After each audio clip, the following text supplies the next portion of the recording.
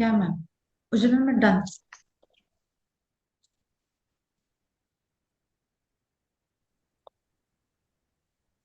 Okay, so now.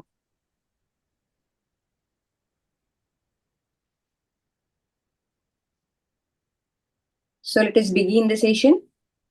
Hello, excellencies, dignitaries, global advocates, participants, sisters and brothers, joining us from across the digital landscape. Myself, Ujjwala Karambelkar, welcome you all from the bottom of my heart.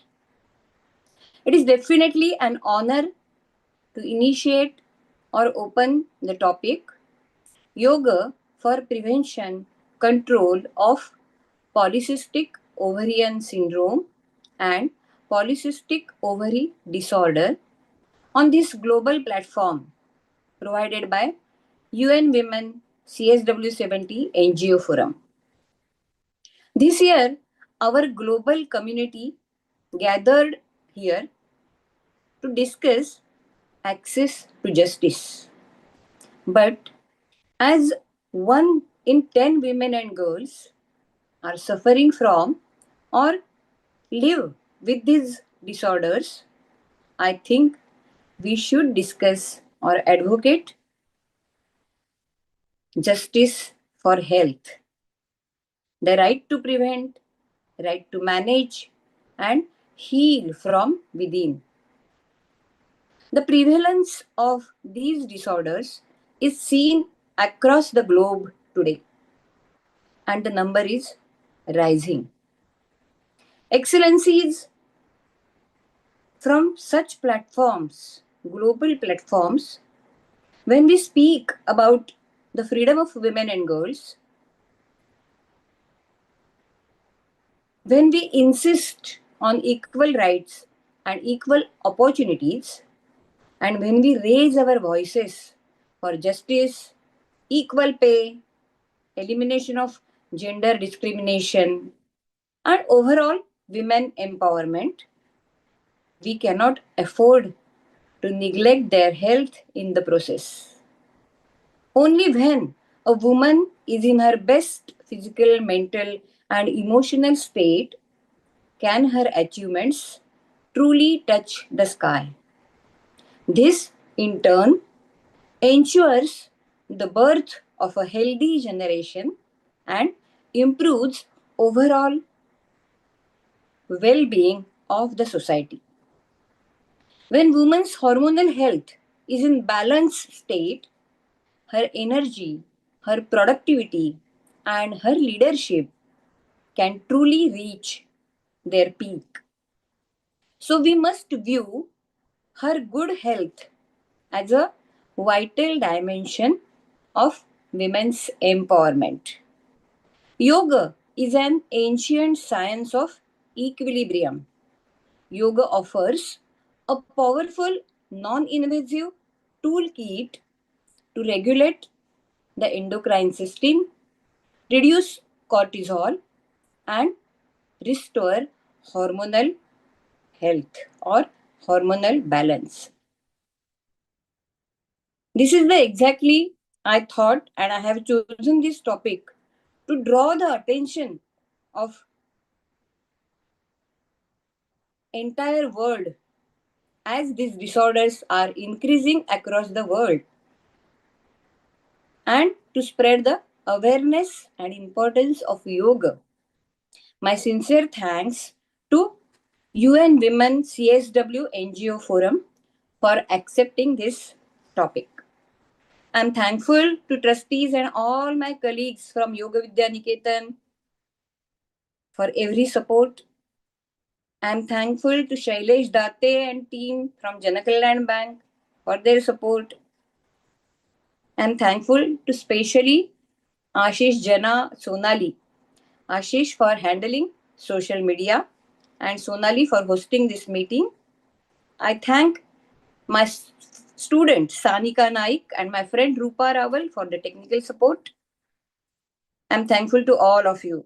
I'm thankful to Vandana and Anamika also. So now let us move ahead. We will have panel discussion. There are 6 speakers, including me. Myself, Ujjwala Karambelkar. I am a yoga educator. Basically, I am a social worker working in the field of women and child for the last 40 years. Working with various NGOs, I am the director of one scheduled cooperative bank also. So I work towards the women empowerment in all of these fields. There are, other than me, 5 panelists. I will introduce them one by one when I call them to speak. Here, I want to give one. I want to tell you that we have kept a time for Q&A. So, along with the session will go on, you can write your questions in the chat box. So now I will call my first speaker, Naina Sahasrabuddhe. Naina Sahasrabuddhe is women activist. She's a former banker, All India organizer of Bharatiya Stree Shakti, and convener of its international wing. She also authored 3 books. I will ask Naina to tell us about the prevalence of these disorders all over the world. Naina. Thank you, Ujjwala, and namaste to everyone. The 20th century and the first quarter of this 21st century have been marked by remarkable progress in healthcare, technology, and medicine, as we know. But ironically, this era has also witnessed a surge in lifestyle related disorders and the emergence of new age ailments. Among these is polycystic ovarian disease or PCOD and polycystic ovarian syndrome, that is PCOS, which stand out as significant challenges, particularly affecting women's reproductive health and fertility. Factors such as adulterated food, exposure to chemicals and preservatives, pollution, plastic usage, reduced physical activity, stress, obesity, and erratic lifestyle patterns, including extended working hours, poor sleep habits, food choices, and changed family and social structures are the major contributors to these conditions. Globally, around 10% women experience PCOD, while approximately 2.5% are affected by PCOS. It is important to understand that beyond fertility concerns, these disorders are associated with excessive androgen secretion, insulin resistance, and increased risk of cardiovascular diseases too. The alarming reality is that prevalence rates are rising worldwide, yet awareness remains inadequate and uneven across the regions. Awareness is a crucial element for good health. Early detection, preventive practices, and lifestyle interventions are crucial to reducing health risks and empowering women to manage symptoms of PCOD and PCOS effectively. So I congratulate Yoga Vidya Niketan team and Ujjwala for bringing this pertinent topic on global platform of CSW. Thank you, Ujjwala. Yeah, thank you, Naina. From Naina's information, we understood that the number of women and girls suffering from these disorders is increasing through the years. Now, let us understand the causes of these disorders and the symptoms also. How can I know that I am suffering from such disorders? And of course, the treatment.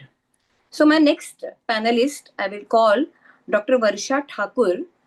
Varsha Thakur is a doctor, BAMS Ayurvedic doctor.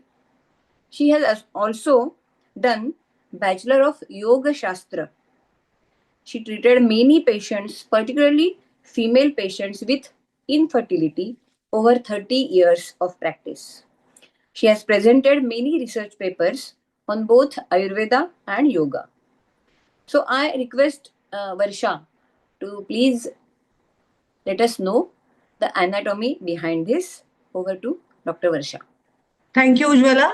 Let me first share my slides.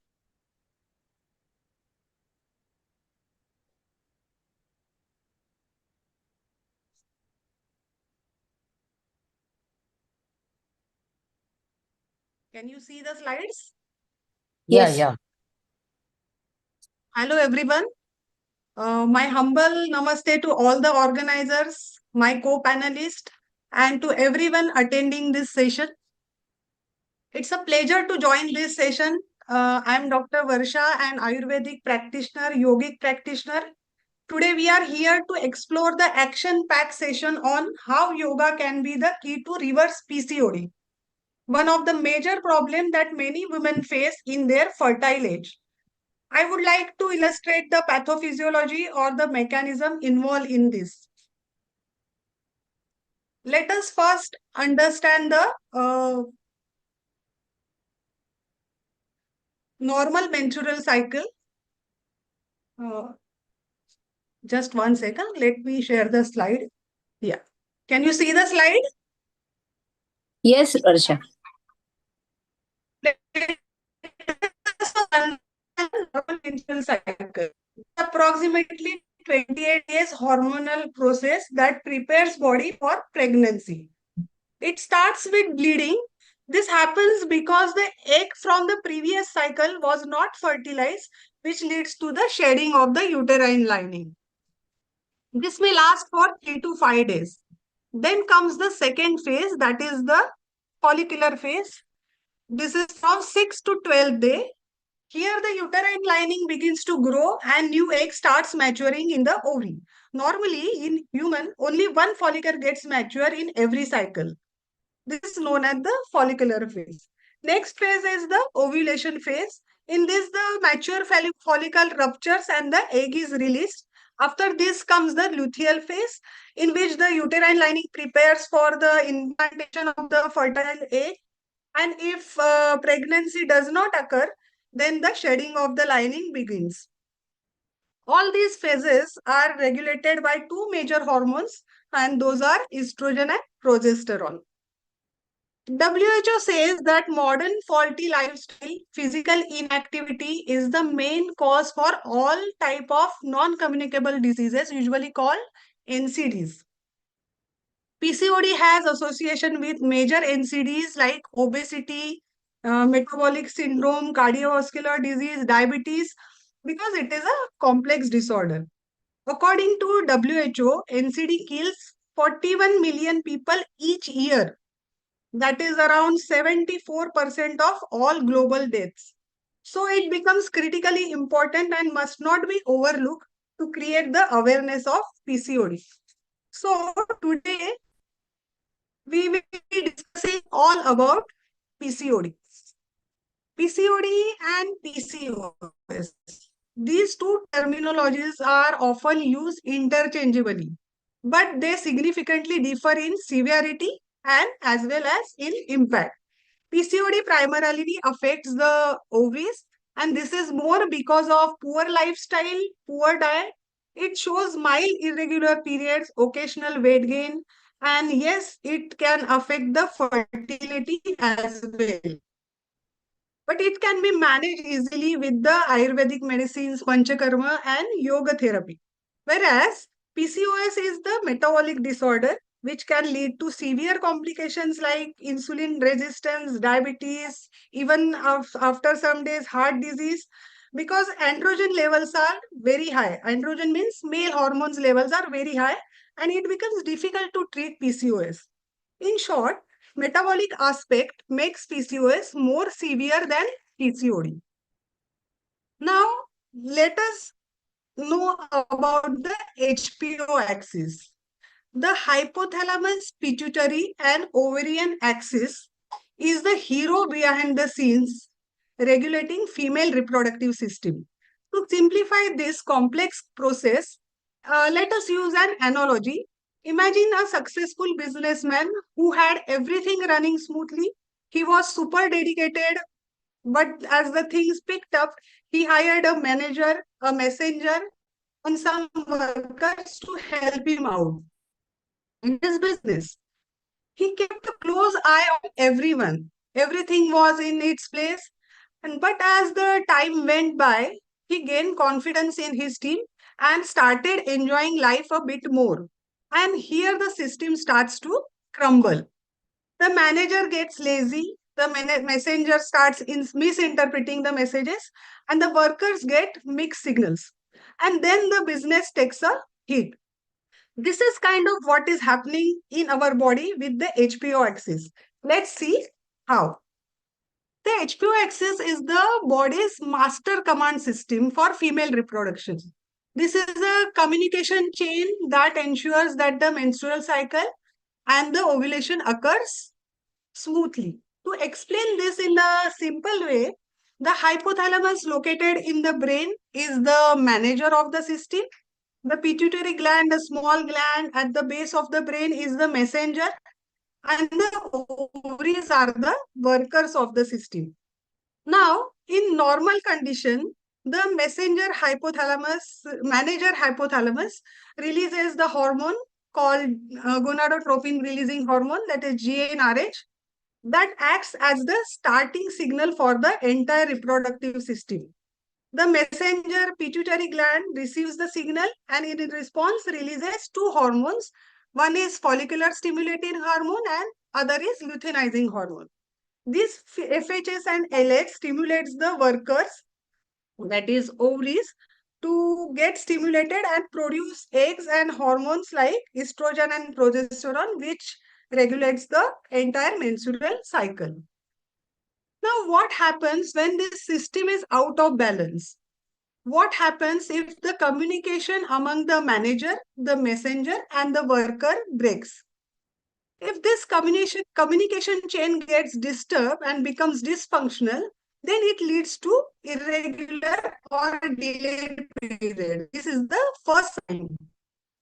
When the system is imbalanced, the manager keeps on sending rapid signals known as high GnRH pulse. The messenger pituitary gland misinterprets the signal and wrongly produces more LH and less FHS.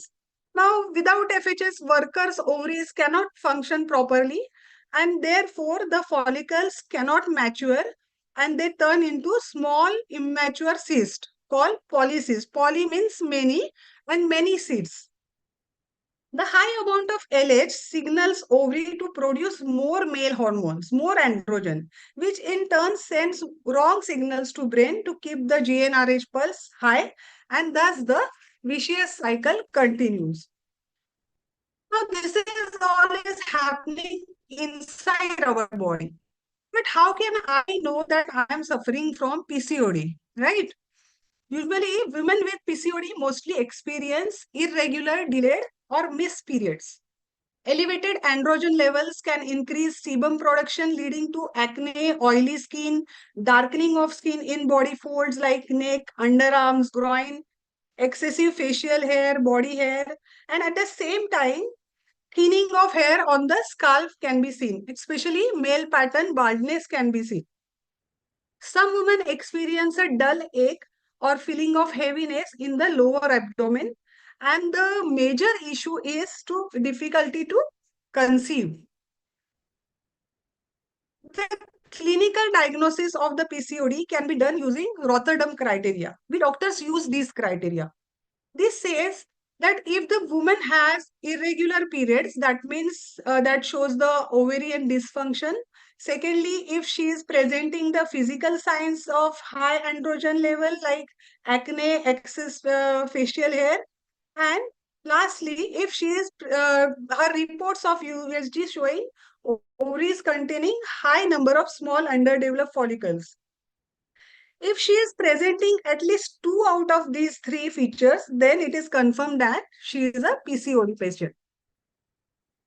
Now the diagnosis is done. The female is diagnosed as a PCOD. But if she does not pay attention to her health, then what will happen? If she is least bothered about her PCOD, then what will happen? See, PCOD can lead to a range of long-term health complications. Over the time, hormonal imbalance and insulin resistance may get worsen and can increase the risk of type 2 diabetes, high blood pressure, heart disease, obesity, infertility, endometrial hyperplasia, which can lead to cancer, and also mental health disorders like depression and anxiety. Now, while treating PCOD, the goal is to manage symptoms, reduce long-term health risk, and improve the quality of life. Primarily, objectives of the treatment should include regulating hormone levels, restore ovulation, treating symptoms like acne, excessive facial hair, and prevent long-term complications like type 2 diabetes, cardiovascular disease, and other all NCDs. This can be effectively managed through a combination of Indian ancient traditions, that is Ayurveda and Yoga Shastra. But this disease is such a problem that once you treat it, it can again go back to if you start the same poor, unhealthy lifestyle, then it can reoccur. But with the help of Yoga Shastra, by practicing Yogasana, pranayam, meditation, one can maintain the rhythm of HPO axis. Therefore, yoga is the key to reverse the PCOD. These are few research papers. There are numerous research papers on this topic. I have taken few showing how yoga can provide long-lasting health benefits without causing side effects. So yoga is an invaluable gift of Indian ancient tradition. It is not about exercise, but to discover the sense of oneness with yourself, the world, and the nature. Thank you. It has been an honor to share this space with such a global assembly. Special thanks to organizers. Thank you so much. Thank you. Thank you, Dr. Varsha. Thank you. You made a very complex topic easy to understand. So we can say that these disorders directly attacks women's reproductive system. Patients are prescribed hormonal pills to regulate their menstrual cycle, but it is a temporary patchwork. Long-term use of these pills can lead to further complications as showed by Dr. Varsha. And the cure becomes worsen than the disease.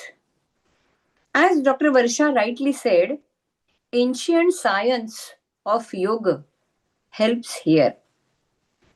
So now let us move forward. We have with us Dr. Uma Shankar.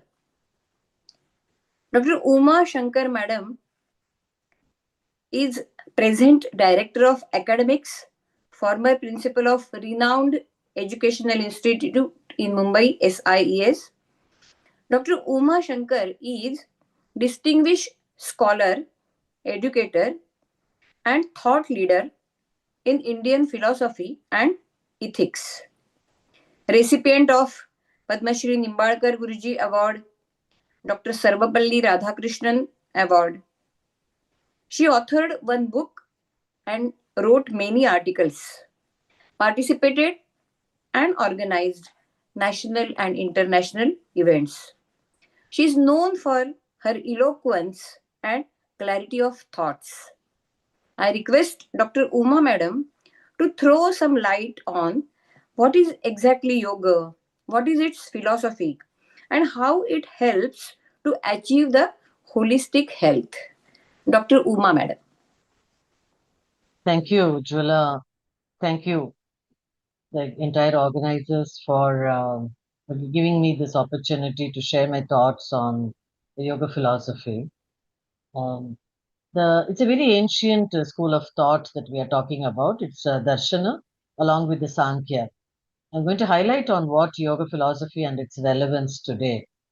Yoga as a system, which we just left with what Dr. Varsha spoke about for PCOD, especially and PCOS, because the theme of the talk is on that. We need to understand that yoga has got much larger role in understanding as a philosophy, as a darshana from India.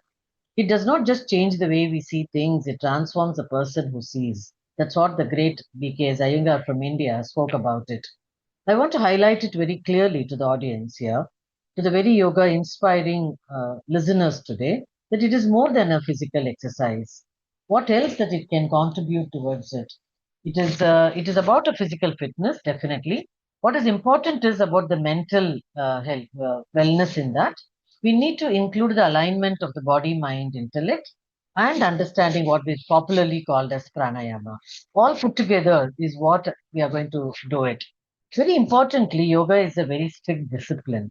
Discipline is a very important aspect of it because by the very philosophical nature of this darshana, it stands for such a wonderful system of thought where it is inclusive about how do we maintain the physical along with the senses, the mind, the chitta, which is popularly called in the Yoga Sutra by Patanjali as chitta, and thirdly, the intellect. The path which we are going to do it as a yoga for wisdom is yoga is not necessarily only what popularly everybody is talking all over the world about the asanas. The goal or the very interesting aspect of yoga is it leads to the highest stage of what wisdom is. Path of self-inquiry in India through very many schools, right from Vedanta to all the others, we see that there is a Jnana Yoga, but is not completely forgotten or made it very simple in Patanjali's Yoga Sutra. We do find the idea of witness or the conscious principle. How do I watch things? Watching one's own thoughts, watching one's own the way the body moves, and how the way the body and the mind together act along with the intellect. To act as a Sakshi Bhava is an attitude one must actually develop it. That is the path towards the wisdom that we are talking about. One must be a silent observer, is what is interpreted by the Patanjali's Yoga Sutra. Constantly churning of thoughts and constantly contributing towards the conglomeration of the ideas and all of that can bring about a lot of confusion. In the entire Ashtanga Marga, we talk about dharana and then we come to dhyana. Dharana is that which will bring all of them together in one go. And that's why we can practice both as a witness and a silent observer. The concept of the buddhi, which is based on the Sankhya theory of knowledge, is that it is the highest intellect that we contribute to. So, in the Gita, which is very close text, which always is compared with Patanjali's Yoga Sutra, it is defined as Yoga Karmasa Kaushalam. Krishna says to Arjuna there that in the very skill in action is what is called as yoga. So, the very word yoga has been used by so many people in different contexts. One of the best things, even today, which is applicable and relevant today, is the skill in action. In any object that I do it, dignity of labor is respected. In every action that I do it, am I employing myself with the fullest amount of skilled work, whether it is cooking, whether it is teaching, whether it is working in a garden, whether I'm a CEO of a company, in all of them, is there a skill? Having the skill in action is what wisdom is, and that is how the yoga is explained in the Gita. So, moving, it is not just information storing that we are talking about, but it has to move from information to transformation. And that is what has been highlighted consistently. Right. The practice of the yoga is, while we're talking about the discipline, these are the four areas that one has to very beautifully conceive, comprehend, and then make it as a habit. Body is very important because the body has to be respected. It is said that Sharira, though it is defined as Shiryate iti Sharira, that which is goes off, but it is a Nimitta Karana to sustain the entire system that we are talking about it. So body, the physical body, any kind of extreme that we do with the body is not accepted, both by the Gita and both by also by Yoga Sutra. So we are talking about something like a moderate, Yukta Ahara, Yukta Vihara, that's what Krishna says in the Gita, which is also seen in the sea. Mind is explained in the Yoga Sutra as Chitta. If you look at the Yoga Patanjali's Yoga Sutra, in the very second verse in the first pada, Patanjali defines yoga itself as Yoga Chitta Vritti Nirodha. It is a Chitta Vritti Nirodha, not just a Chitta Nirodha. Chitta is the mind, and Chitta has got the capacity to consistently give rise to modification and manifestations of thoughts. That's how powerful the mind is. We are very much, we remember the sixth chapter in the Gita where Arjuna says, Chanchalam hi mana Krishna. Krishna, my mind is very chanchala. And Krishna very aptly says that I know that every mind is very chanchala, but abhyasetu kaunteya, vairagya sutu uchyate. If abhyasa and vairagya are practiced, then mind can be put at rest. And yoga gives us that idea of how to do that abhyasa and how to develop that vairagya. Speech is an important point while disciplining ourselves. Speech is important in the sense of what we talk, and it is it a collection of other already thought about it, and therefore from the thought it comes as a speech and then it turns into action. So it is not just Satyam Vada, it also has to be Priyam Vada. One needs to speak the truth and one has to speak it more sweetly in the sense that it is acceptable, accommodated, and it is well received by the others. That does not give way for any ethical conclusions of we're denying the falsity or of the speech, but what is important is how the speech becomes a part of the thoughts that is being gathered in the mind. If the thoughts are good and pure and absolutely well managed, then the speech also becomes articulated with clarity and absolutely without any ambiguity. The whole thing has to be put into action. Action speaks volumes, we say that. What is going on in the mind of the person we can't know. We always see the action. Action is visible, but the intention is not visible.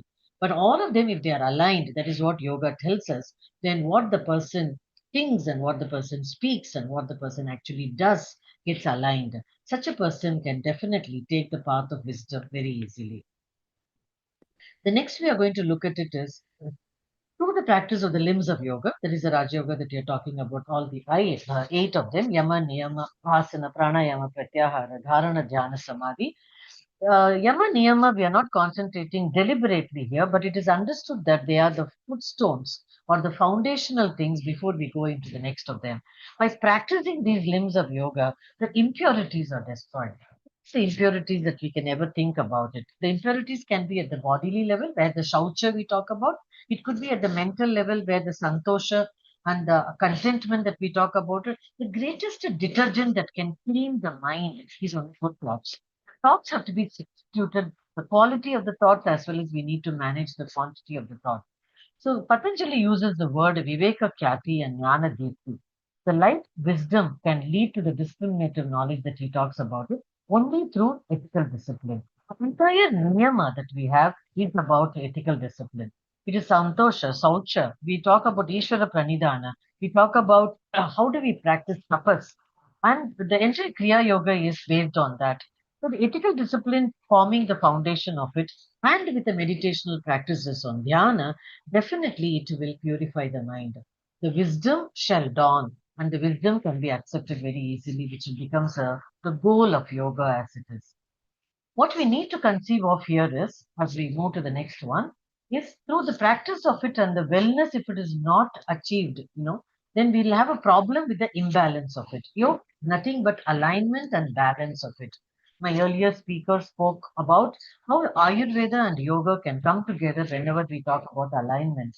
And it can also cure diseases in the modern term that we are talking about.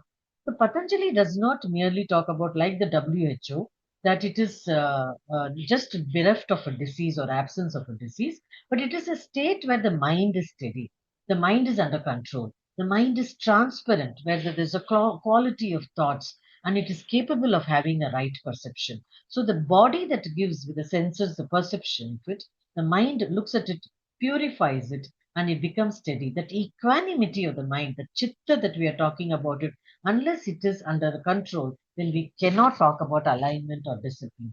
So the practices of what we spoke about in the Niyama, Ahimsa, Satya, Aparigraha, they are all very interesting virtues to be imbibed. Satya, yes, to a larger extent, we all speak honestly. We respect the truthfulness. We don't do himsa to others, but physically we may not do any himsa, but mentally we are capable of doing himsa to a larger number of people.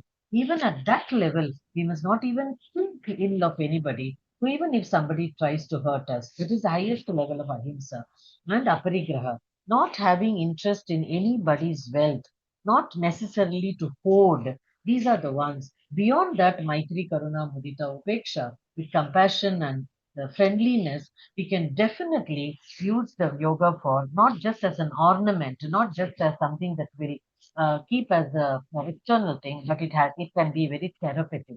Today, world is looking for yoga to the Eastern world, especially to India, and the entire world is looking at it is for the therapeutic value that it can have. In nutshell, I would love to bring to the notice that yoga is seeking attention instead of distraction. We need to focus ourselves totally. We need to lead a simplicity. It is not just frugality or poverty, but what is important is the santosha word, where the contentment is so important. Therefore, the simple living and high thinking instead of having everything in excess. Today, if you look at it, the lifestyle that we are constantly talking about, abundance, the problem of abundance is that which we are most of us are suffering from. Simplicity can be a greatest value. Meaning of understanding it rather than every time getting stimulated. Integration of everything is important, unity and inclusion rather than fragmentation. This is the main goal and the study of yoga from the world of the Eastern world. We are trying to bring it across to the entire universe in order to have much better place to live in. Let us live a very yogic life.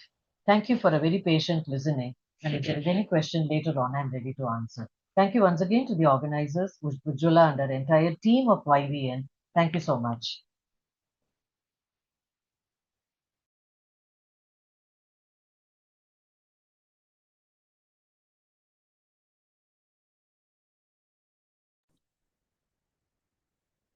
Thank you, madam.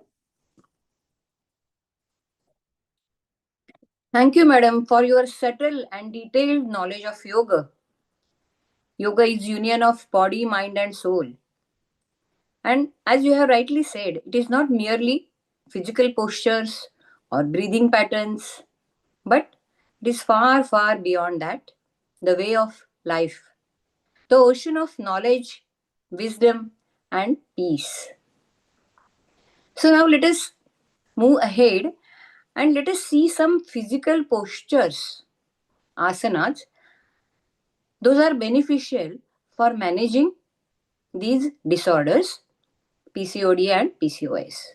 So for that, I will call Anita Kolhe. Anita is a trustee of Yoga Vidyaniketan. She is senior yoga educator, yoga therapist, and nutritionist. For more than 25 years, she is in this field. She has conducted many yoga workshops on various disorders.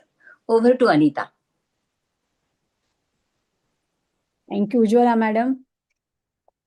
Thanks UN Women CSW NGO Forum for giving this opportunity. It's my honor to participate on this global platform on behalf of Yoga Vidya Niketan to share the importance of yoga in managing PCOS and PCOD syndrome. Let me share my presentation.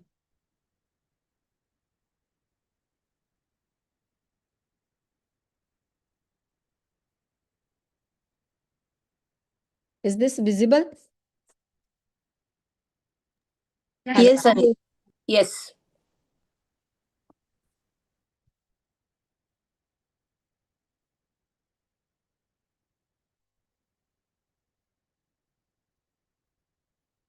So friends, yoga has been accepted one of the best means for promotion and preservation of positive health.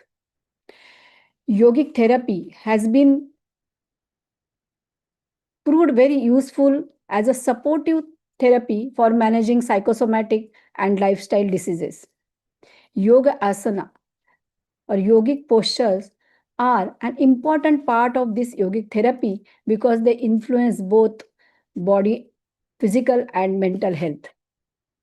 Yogic asana benefits psychosomatic disease by reducing stress, calming the nervous system, improving the physical health, and connecting body and mind. When practiced regularly, they act as a natural and holistic method for preventing and managing many stress related disorders. Yogic asanas plays an important role in managing and preventing PCOD and PCOS syndrome by balancing hormones, reducing stress and anxiety, improving insulin sensitivity and metabolism, regulating menstrual cycle, and enhancing the reproductive health. Asanas defined by Sage Patanjali is Sthira Sukham Asanam, steady and pleasurable psychosomatic posture.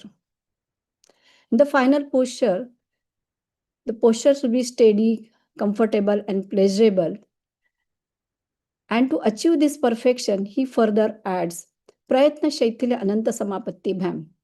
Means effort should be minimized and mind should be focused on the breath, on the infinity.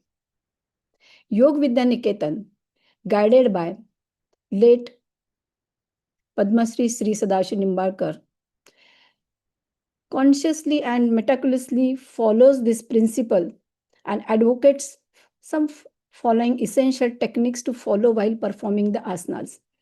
And few essential techniques are normal breathing, means throughout the practice we have to keep our breathe normal. Differential relaxation means maximum parts of the body should be kept relaxed to minimize the efforts. And prana dharana, that is keeping your mind on breath. This is the easiest way to calm and focus your mind. These three are the soul of the asanas. When you practice with this technique and with this principle, the asana become a psychosomatic posture. Let's see few of the asanas which can be beneficial for the managing psychosomatic this PCOD and PCOS syndromes. So these are the few asanas. These asanas have other benefits, but we are just discussing about the benefits related to our topic, that is PCOD and PCOS. So Vajrasana here, due to the restricted blood flow to the lower parts of the body to lower limbs, it improves the blood flow to the abdominal and pelvic region. It strengthens the pelvic muscles. It stimulates digestive and excretory and reproductive organs.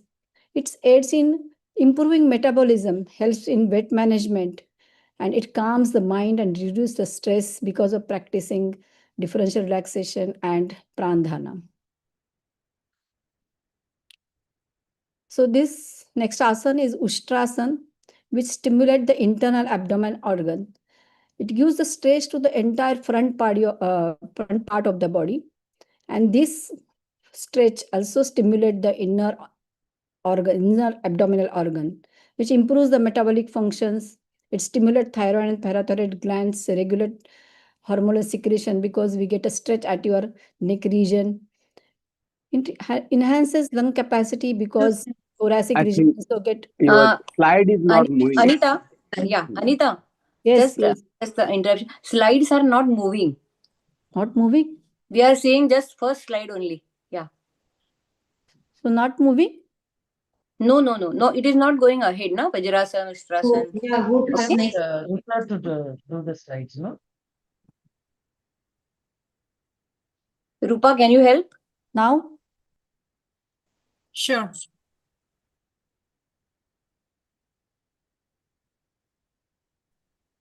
Let me know once the screen is visible. It's Go on the visible. first. Yes, it's visible. Yes. Utkatasana we are on, right? yes. No, Ustrasana. Ustrasana. No, back. Ushtrasana, no? Yes. This is yeah. Go ahead, Anita. So I am okay. You stop your sharing.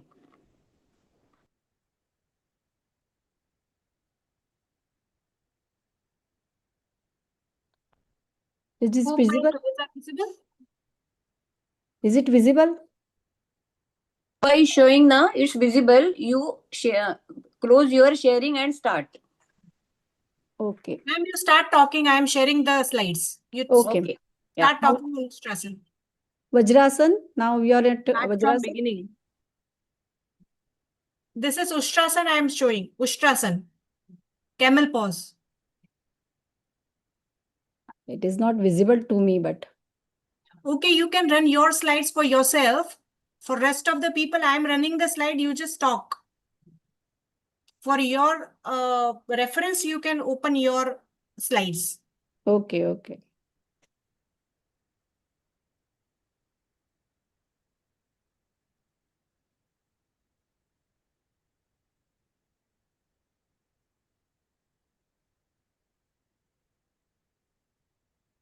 Ma'am, you need to speak on Ushtrasana, please.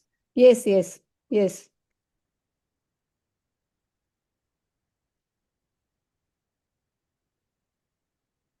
Yes, Ustrasana, it gives the stretch to the front part of the body, which influences internal abdominal organs. It stimulates, it improves the metabolic function, stimulates thyroid and parathyroid glands.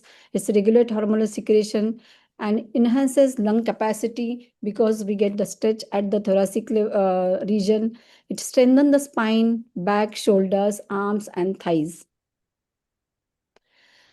This is Tadasana. Due to the stretch to the entire body, it strengthens the thighs, knees, ankles, back, and spine, tones the abdominal muscles and stimulate digestion. It increases blood flow to the entire body, promotes calm and focused mind, and reduces stress and anxiety. So next is Malasana. Malasana gives a gentle stretch and compression at the pelvic floor, and because of this, it strengthens the pelvic muscles, regulate menstrual cycles, help in managing PCOS syndrome, and increases fertility. It boosts the metabolism by stimulating the abdominal organ, improves functioning of digestive and excretory system, and increases flexibility in hip and knee joints. This is Utkatasana. It strengthens the abdominal and pelvic muscles, stimulate the internal organs of abdominal and pelvic cavity, boost metabolism, improves health of reproductive organs and glands situated at the pelvic region. It builds confidence, focus, and reduces stress because it is also balancing posture. Setu Bandhasan,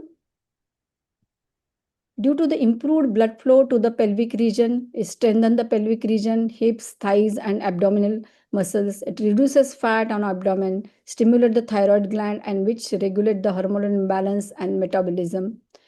It reduces anxiety and insomnia. This is Trikonasana. That's the triangle pose. Due to the stretch at the backside of the legs, it strengthens the legs and hips. And because of the twist, it's strengthens the core muscles, helps to improve digestion and remove the constipation. Stimulate liver, spleen, kidneys, corrects their malfunctioning, improves insulin sensitivity because of the twist and stretch at the abdomen and pelvic region. Improves the functioning of reproductive system and correct the displacement of uterus. Uttan Vakrasana, due to the twist and stretch to the abdomen and pelvic region, it removes the stagnated blood around the abdomen and pelvic region, enhances digestion, trims abdominal fat. It stimulates abdominal organ like pancreas, liver, gallbladder, kidneys, improves their functional efficiency. It strengthens waist and relieves the waist pain. It is beneficial for menstrual disorder, endocrine system malfunctioning, and obesity. Uttana Bhadrasana, it tones up the pelvis, groin, and vaginal region because of the stretch at the pelvic area. It stimulates ovaries, regulate menstrual cycle. This asana helps to become a abdominal muscle become and pelvic muscle become flexible. Paschimottanasana, due to the positive and pleasurable pressure on the abdomen, it reduces stagnated blood at the abdomen and pelvic area. It boosts the blood flow at abdomen and pelvic region. It stimulates digestive system, improves digestion, and reduces abdominal fat. Menstrual problem get corrected and benefits reproductive health. Shashankasana, blood circulation in the pelvic region improves again because of the pressure on the pelvic area. The sex glands becomes healthier, which is situated at the pelvic region. It tones up the muscles of the abdomen and pelvic region, improves metabolism and digestion. Dhanurasana helps to stimulate reproductive organs and supports hormonal balance, improves digestion and burns the fat in abdominal area. Improves flexibility of the spine and the chest. Sulabha Vrishchikasana, due to the stretch at the neck region, It improves the blood circulation at neck region that stimulates the thyroid and parathyroid glands and balances the hormonal secretion. It stimulates abdominal pelvic organ because of the positive pressure on the abdomen, improves the ovarian function, digestion, and excretion. And last slide, this is a Sulabha Makarasana, which is the relaxation posture, provides physical and mental relaxation, blood stagnation in the stomach reduces, abdomen and pelvic become healthier, balances nervous system and reduce stress and anxiety. So one has to practice this asana sincerely, dedicatedly, and with devotion for longer period of time to get mastery over it and gain the maximum benefit out of it. Along with the regular practice, one has to alter the lifestyle. That ahar, vihar, vishranti are the three pillars of the good health: proper, balanced, and moderate diet, moderate movements or moderate work, proper enough sleep or rest helps to enhance benefits of practicing yogic practices. So this is all about the yogic postures. Thank you so much, Ujwala madam. Thanks. Thank you, Anita. Thank you very much for the benefits of individual practices very nicely. And also the important points while practicing yoga you have mentioned. That is very important because yoga abhyas is different from exercise. As exercise involved actions, whereas yoga involves movements. So you have explained very nicely the techniques and what things are to be taken care of. The movement should be, as we always say, and all should follow that. The movements should be slow, steady, controlled, continuous, conditioned, attractive, rhythmic, pleasurable, and least exertive. Thank you very much, Anita, once again. Now, let us move ahead, and I will call again Naina to talk about. Naina wrote a book which is published last year on last year's International Yoga Day. The book is in Marathi, but it will soon come in English. I give her best wishes. The name of the book is Yoga in the World and World of Yoga. So she has taken interviews, she researched a lot about how yoga is accepted and followed throughout the world. So Naina, please in 2-3 minutes, let us know since how many years yoga is practiced and recognized in the world. At the background of International Yoga Day, we are celebrating. Naina. As everyone spoke about and Uma ma'am widely explained about the yoga philosophy, we know that yoga is an ancient spiritual discipline which is rooted in India. It has now evolved into a global wellness movement now.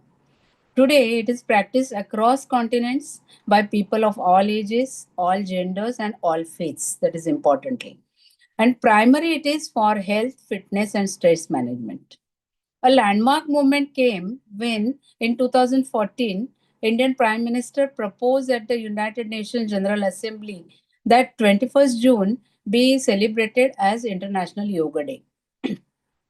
For passing a resolution at United Nations General Assembly, support of 50% countries out of 193-97 countries are supposed to second the resolution or support the resolution.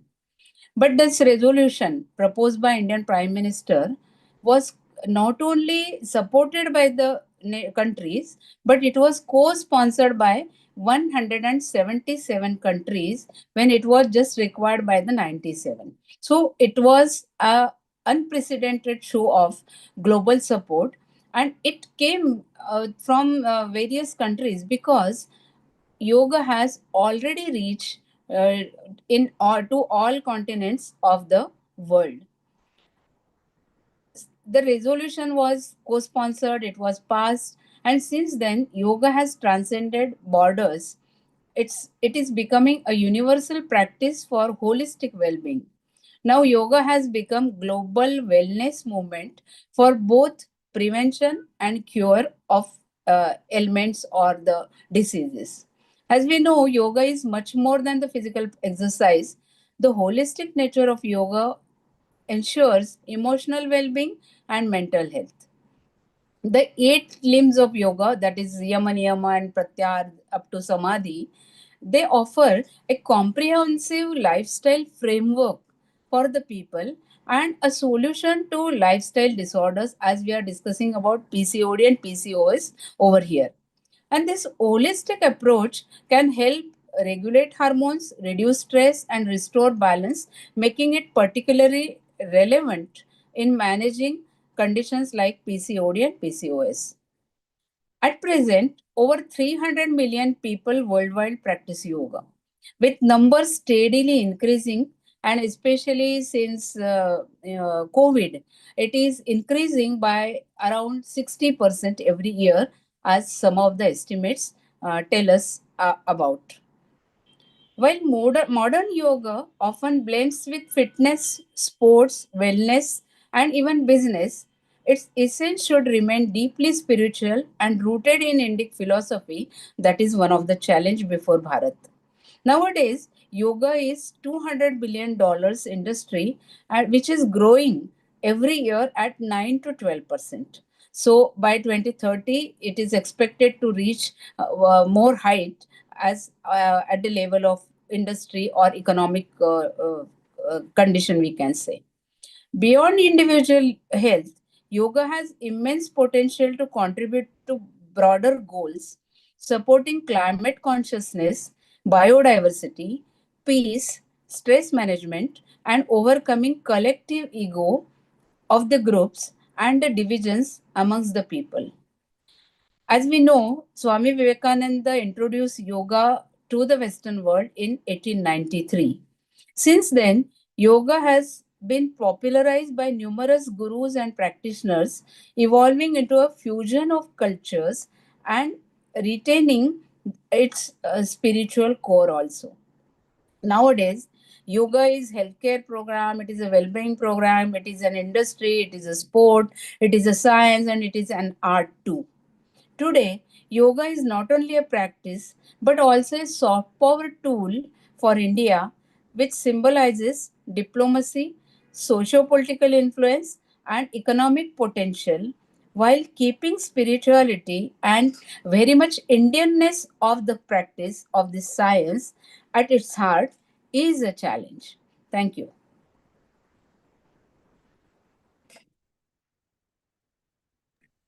Thank you, Naina. Thank you very much.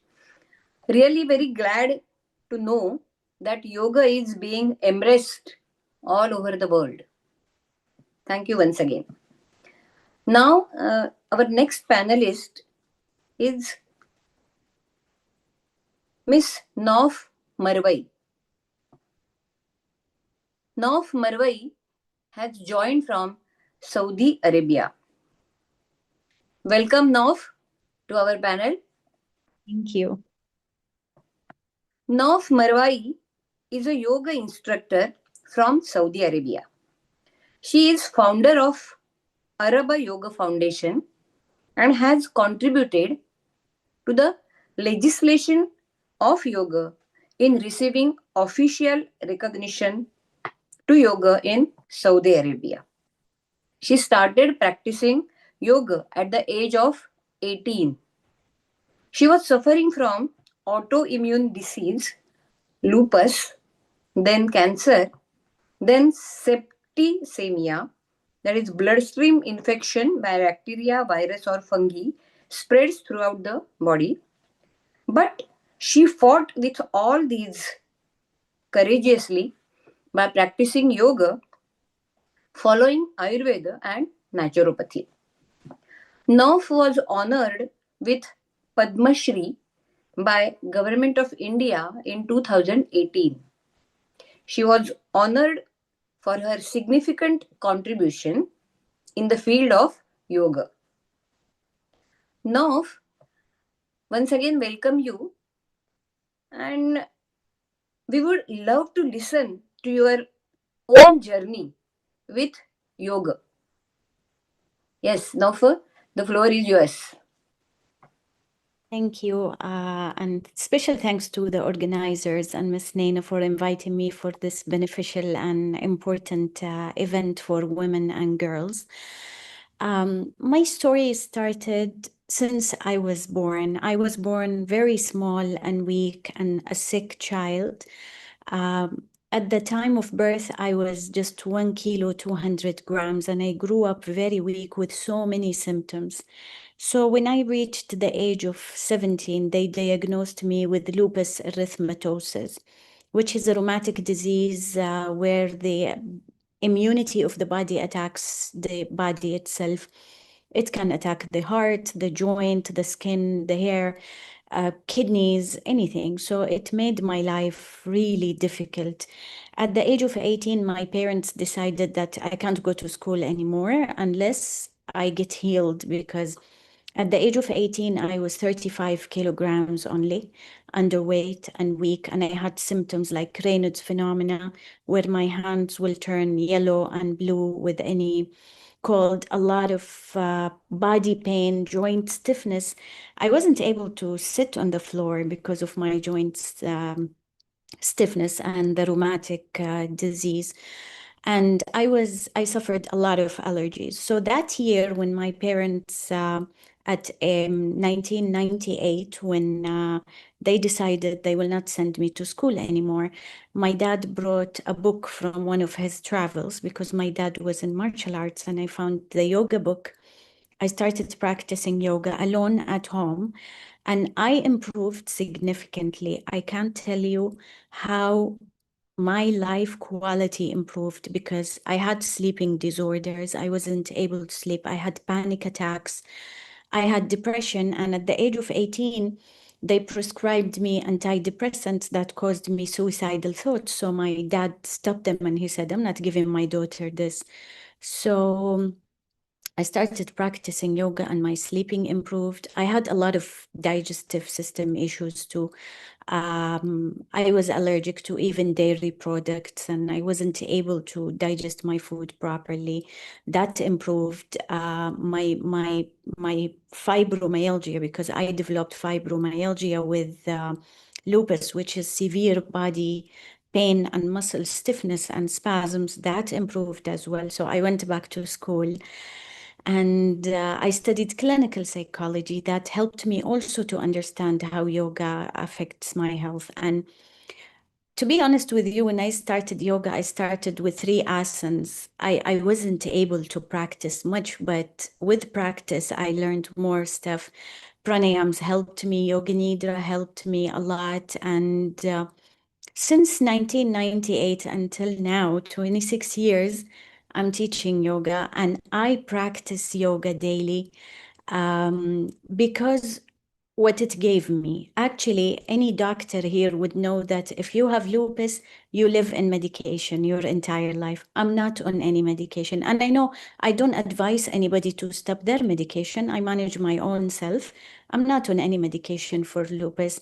I used to go every year and do Ayurvedic treatment in Kerala since 2008, and I studied Ayurveda to know how to eat, how to live, and I'm in a long remission. I never had an attack after the septicemia in 2001. The septicemia was bad when lupus attacked my blood.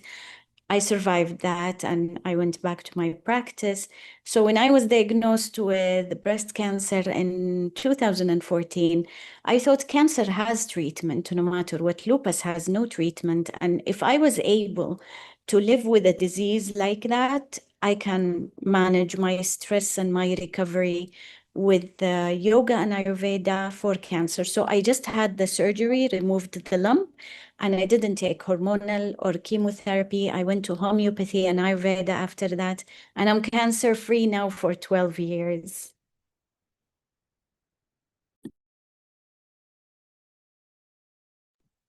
Great to know from you, Nauf. Salute to your courage. I would like to ask you one more question related to our topic, today's topic. How does yoga help in reversing or managing the problems caused by PCOD and PCOS in particular, and problems related to reproductive system in general? No. Okay. Sorry, you hear the adhan because I live in Saudi Arabia. Actually, I studied yoga therapy as well. I lived between India and Saudi Arabia for 12 years.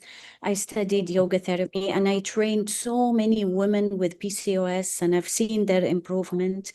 Actually, PCOS comes with several factors like insulin resistance, inflammation, hormonal imbalances, and metabolic problems. And if we don't control these factors, it will be worse. The PCOS or PCOD can turn to PCOS or become even worse. So yoga is very important, especially the type and the way they practice yoga when it comes to PCOS. And actually, yoga has been studied in several peer-reviewed medical and endocrine journals for its beneficial effects for PCOS or PCOD. And these conditions are associated, like I said, with several factors like hormonal imbalances. And scientific studies proves that yoga can help and regulate hormones involved with the PCOS, like reducing the androgens, the male hormone responsible for acne, hair growth, or hair loss. It improves the balance between the LH and FSH hormones and support healthier ovulation patterns, actually. A controlled study that was published by the Journal of Alternative and Complementary Medicine found that at 12 weeks of regular yoga practice has significantly reduced the testosterone levels that are associated with the PCOS in girls, actually, adolescent girls, and improved the symptoms significantly. Also, yoga reduces insulin resistance. And after COVID, I started getting so many girls and women that developed insulin resistance for some reason. And insulin resistance is a problem now among girls and women. We see, and they improve with regular yoga practice. It has to be regular. You can't practice yoga for some time and improve your symptoms and then stop. It has to continue. It has to be a lifestyle. Around 50 to 70% of women with PCOS has insulin resistance, and that contributes to the weight gain and the hormonal imbalance. So it's a cycle that we need to break. Of course, yoga practice improves insulin sensitivity, reduces fasting insulin levels, and improves blood glucose control. So even now in Ramadan, we always give lectures about how practicing yoga during fasting helps in controlling blood glucose levels, especially the fasting or insulin levels. And we have regular practice of yoga, asanas, pranayams, bandhas, during fasting. So in all the branches I have for my academy, we teach even online classes for fasting women during this month to learn the practice of yoga, pranayam, meditation, and they see significant improvement while practicing yoga during fasting in their blood glucose levels. Actually, a clinical study was published in International Journal of Yoga found that regular yoga practice significantly improved the metabolic parameters and insulin resistance in women with PCOS. So we have an annual lecture before Ramadan or during Ramadan, and our classes continues 3 times a week, even online for women who cannot join, so they can learn how yoga can help regulating blood sugar, especially during fasting. And of course, the main thing, and Dr. Uma and Dr. Anita has mentioned this, the stress levels. Actually, stress plays an important role in worsening the symptoms of PCOS. And like Dr. Uma mentioned, Yoga Chitta Vritti Nirodha, it helps women with PCOS reducing the cortisol levels that is associated with making the PCOS symptoms worse and the insulin resistance worse. And the whole cycle continues. So it is not just the asanas, it's the asanas, the pranayams, like Dr. Anita mentioned, and the Dhayan practices, the meditation, and the Yoga Nidra. It's a full system that has to be practiced and learned this way. Actually, there is a lot of scientific evidence that yoga reduces cortisol, the stress hormones, and sleep quality, because people with hormonal imbalances don't have a good quality sleep. And that again contributes to the worsening cycle of the symptoms. So yoga helps people to sleep better and improve the quality of life. And it reduces, of course, the anxiety and depressive symptoms. And most women who actually suffer hormonal imbalances or PCOS, they show some symptoms of depressive mood. And yoga significantly improves depressive mood symptoms. There was a research summarized by Harvard Medical School and the National Institute of Health shows that yoga activates the parasympathetic nervous system and helping reduce anxiety, insomnia, depressive mood symptoms, and that contributes to all hormonal overall hormonal regulation, which is very important in controlling such problems. And of course, a lot of women practice yoga with us with PCOS reported that the regular yoga practice helped them have a regular menstrual cycle.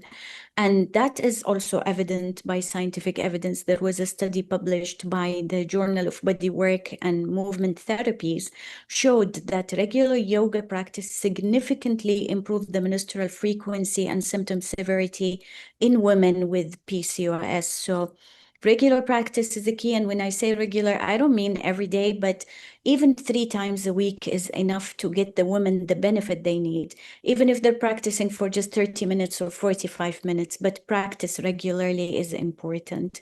And that again supports weight control and weight management, because all of the benefits of controlling the insulin resistance and hormonal imbalances. And a lot of scientific studies actually proved that yoga improves metabolism, reduces abdominal fat, which is a problem in insulin resistance, reduces emotional eating disorders that is related to stress or insulin spikes in the blood, and increase overall physical activity. And there's a lot of scientific evidence in yoga benefits for management of weight. So it's a whole cycle, and yoga provides a complete lifestyle. And yoga even teaches us how to eat. And actually, yoga improves eating disorders. So teaching yoga to women with PCOS does not only is not limited to asanas and pranayams and meditation, but the philosophy of yoga and the diet and how they can eat, how can they improve their sleeping patterns and lifestyle. Thank you. Okay. Thanks a lot, Nav. As I earlier said, I salute to your courage. Because of your unwavering faith in yoga, you conquered those challenges without medication, and you overcome an autoimmune disease through the practice of yoga. But you did not stop there. You opened up the door of yoga for the common people. You created awareness about importance of yoga among the people and as well as within the government, eventually securing official government recognition to it.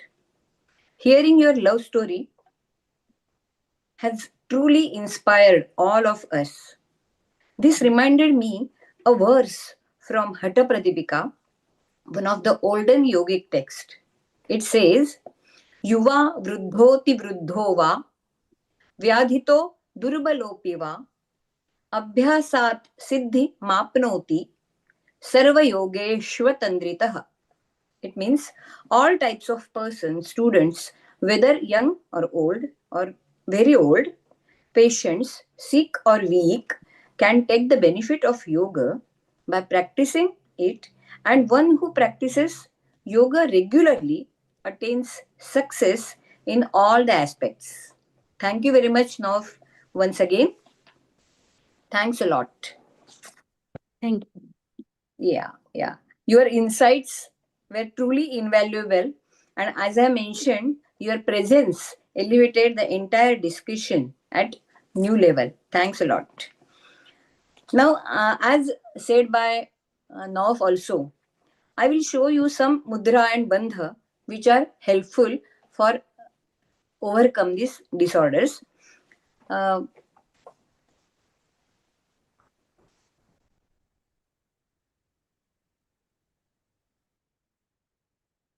First, I bow to my Guru, Padma Shri, late Shri Sadashiv Nimbalkar. This is mudra. First is Tadagi mudra. Tadagi mudra, it benefits abdomen and lower abdomen, become flexible, resulting in good digestion, strengthen the core abdominal muscles and improves blood circulation. Then right hand side there is a Viparita Karani mudra. It is a topsy-turvy pose. Body takes a shape of comma. Uterine prolapse is prevented by practice of Viparita Karani mudra, and also varicose vein problem is prevented. Then Jivha Bandha and Simha mudra. In Jivha Bandha there is a tongue lock, and in Simha mudra tongue is taken totally out. In Jivha Bandha Drishti is Nasagra on the tip of nose, and in Simha mudra it is in between two eyebrows. These bandha and mudra stimulates salivary glands, also stimulates thyroid and parathyroid glands. Now next is four-headed pose. You have to turn your neck to the right, then left, then backward, and then forward, very, very gently and slowly. Also stimulates the thyroid and parathyroid glands. It gives the gentle press and gentle stretch to the glands. And oral hygiene is maintained. Then alternate nostril breathing. Anulom Vilom Nadi Shuddhi Pranayam.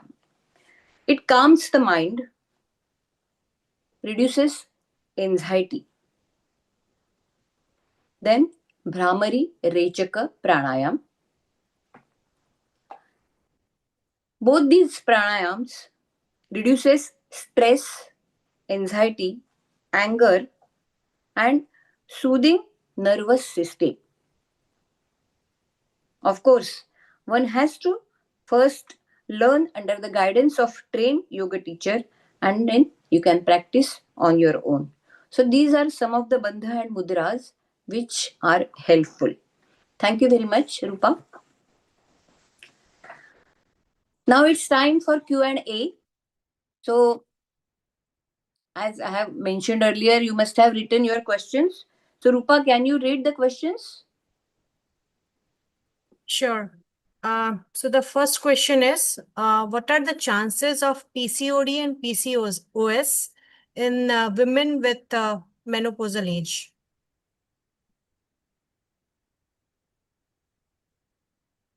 Dr. Varsha? See, this PCOD and PCOS are mainly you can find it mainly in fertile age. So there are very less chances, but you can see PCOD and PCOD in near menopausal age also. But especially it is in the fertile age. Sure. Okay.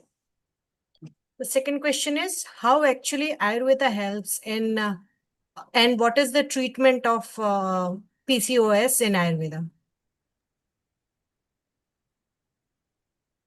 Dr. Varsha Shall I again? answer this? Yeah. See, answering this question may take big time, like it is a big session. So we will try one more session on Ayurveda and PCOD. But there are medicines in Ayurveda which can tackle this problem. We daily see such patients and give a good, better treatment to them. Thank you. Yes, Dr. Risha, as rightly said by North also, and she is the living example in front of us. Okay, yeah. Next question, Rupa. How yoga philosophy is relevant today? Yoga is relevant in every aspect of it, whether it is a lifestyle, whether it is a mental attitude, whether it is, how are we going to bring the subject into practical side of it. Let us not look at it only yoga as a darshana, which is meant as all the sutras and all the commentaries. The philosophy part of it is let it be. But every aspect of it is very much useful because whether it is a quality of the mind that I was talking about, the thought process in it, and how these thought process can be controlled, and one can have a sakshi bhava, one can have a idea of always controlling the right thoughts at the right time, having control over the food habits. North also made a good example, very inspiringly she spoke about it, how even during Ramadan etc they talk about it. So the general concern today, what are we suffering from? We are suffering from abundance at one side, we are suffering from a very bad lifestyle practices that we have. We do not have a good quality time to be spent. The time management is bad. In all that, if you are able to bring some kind of a discipline, I'm not even calling it as somebody also made a mention, another panelist, that it need not be regular practice means all the day, every day you're going to sit and do a yoga. Not necessarily. But the attitude can be changed by incorporating that, yes, I have faith in it and I'm going to practice it in some form or the other. Some of the mudras, some of the bandhas, some of the pranayama techniques can be a habit over a period of time. When we do it as a habit, I think then we'll be able to bring about a change. It is certainly relevant. Just to add on it, to the fourth year after the International Yoga Day was consecrated by our Honorable Prime Minister, it was at the convention was at New York only, and 20 people across the world had come to speak on various aspects of yoga. I was also one of the speakers. They made a mention even about Alzheimer's, dementia, about the process of how the chanting can help and bring about a change. They made it entire to the Western and the Eastern, right from Japan to the entire United States, all of them represented. They found a meaning, they found it relevant, they found it significant. And therefore, it can bring about, if we take it up very seriously, some of the aspects of it. Thank you. Next question, partly it is already answered, but still, the question is how dhyana, meditation, is helpful in managing PCOD or PCOS. Dhyana is it's a common word used for all kinds of meditation. We have got varieties of Preksha meditation. The Buddhists talk about their meditation, Vajra, they talk of anything. Meditation means what? Very interestingly, J. Krishnamurti, a very renowned scholar, philosopher, said that meditation is where the meditator is not, meaning that one has to be so much involved and focused and attention given to that you lose yourself completely. That kind of equanimity, that kind of quietude can happen even sometimes when we watch a very beautiful sunset or a blooming of a flower, or we can have that kind of an experience even from an extraordinary experience even from a ordinary things that we watch and see. So to capture those and remain with that as a habit, I would say those who want to do meditation as a regular practice, first they have to discipline it and keep it at least as a one point of it, in one particular time in a day. It could be morning, it could be evening, it can be before going to sleep. But it has to set a clock. Just as we have biological clock, we can also have a meditational clock. 6 o'clock in the evening, if you keep it as your time to meditate, every day the mind will tell us now it is time to meditate. It could be 5 minutes, it could be 10 minutes, but that very clock that you click on it will give you the discipline and that will help us to bring about transformation in us. Thank you.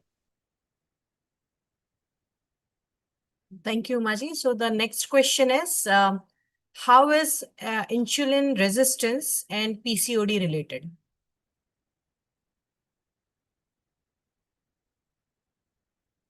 North made a mention of that. insulin resistance and PCOD, how they are related. Nov, can you answer this question? Yes, definitely. Actually, PCOS, the whole disorder or a problem, causes insulin resistance. And the more insulin resistance, the more symptoms starts, to getting worse. So insulin resistance is one of the symptoms. And actually, if it's left without management, can cause diabetes in the future. Okay. And treating insulin resistance and controlling it is control of PCOS symptoms itself. Sure. Okay. So the next question is, any practice you can suggest for proper secretion of FSH, follicle stimulating hormone? Any yogic practice, any mudra or anything? Particularly for follicle stimulating hormone.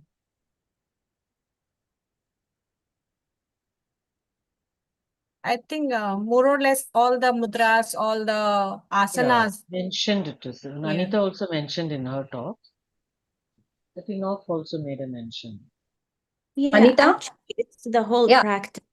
Come on. I think Dr. Anita can, because she has the details of every asana. You can also answer, no problem. Okay. Actually, So it's all these asanas, sorry. Please go ahead, Dr. Anita. So all these asanas which gives the pressure on the abdominal region, which helps to reduce the fat on the abdomen and improves the blood circulation around the abdominal pelvic region. That also helps to improve the health of the all reproductive organs and for also insulin resistance. All these which gives the stretch to the pelvic region, the Paschimottanasana, Shashankasan, Dhanurasana, which gives the pressure on the abdominal region, and all this Ustrasana, Tadasana, which gives the stretch to the entire body. Because of the stretch, the blood circulation is influences, and because of that, the health of all the organs, abdominal organs and pelvic organs, is improves. Because of the improved metabolic syndrome, that insulin resistance also cured by practicing the asanas which gives the pleasurable pressure on the abdomen and pelvic region. Okay, thank you, Anita. Yeah. I think we cannot say only one. This one practice you do and everything will be done. No. It is integrated effect of all asana, bandha, mudra, pranayam. So we have to just tailor-made program for ourselves, taking care of our needs, our capacity on your own. You have to prepare the tailor-made program, and then you practice, you will definitely get the benefits. I think now it's time. How many questions? I think it's time now to 2 to 3 close. questions only. No, it's already 11:58. Rupa? Yeah. Okay. Yeah. So now let us conclude our discussion. We had a very nice discussion on this topic, covering all the aspects. As we draw this session to close, one truth stands out with absolute clarity. A woman's health is her greatest capital. From menarche to menopause, at every stage, her needs are different. Education, career, marriage, pregnancy, childcare, raising children, and menopause. Today, we have established that polycystic ovarian syndrome and polycystic ovary disorders are the lifestyle disorders. They can be managed, but they can affect her health at various stage, as I mentioned above, and can become the barrier in the overall empowerment of women. However, through the ancient yet scientifically proven practice of yoga, we have found a path to prevent, manage, which is accessible, sustainable, and empowering also. We have moved our conversation from treating a disorder to nurturing a woman's entire being. But our discussion today must not end in this room. We must advocate, number one, integration, bringing yoga and wellness into the school curriculum for young ones. Number two, awareness, breaking the stigma surrounding hormonal health. Number three, policy, recognizing women's health as a core metric of UN Sustainable Developmental Goals for gender equality. Thank you all. Thanks to my panel members for their expertise. Thank you, lovely audience, for your commitment to a healthier and more equal world. Thank you very much. Thanks a lot. Thank you, Ujjwala. Thank you, everybody. Thank you. Thank you. Thank you, ma'am. Well done, all the team. Great session, Ujjwala. Thank you. Thank you all. Thank you, ma'am. You can stop the recording. Thank you all of you for Thank planning and executing a wonderful informative session. Very informative session, everyone. All Thank you very panelists much. were great. It was a pleasure Congratulations, listening to each Ujjwala. one of you. छान झालं. Thank you. Thank you. Thank you everyone for joining us. Now we will end the meeting here. Okay, Yeah. Angela ma'am? Okay, Sonali. Yeah. Thank you very Bye. much, all of you. Yeah. Thank Thank you. you. Thank you. Thank Thank you, you. Ujjwala, everyone. Atlantaला ये. Thank you. Yes, yes. Congrats. Yes.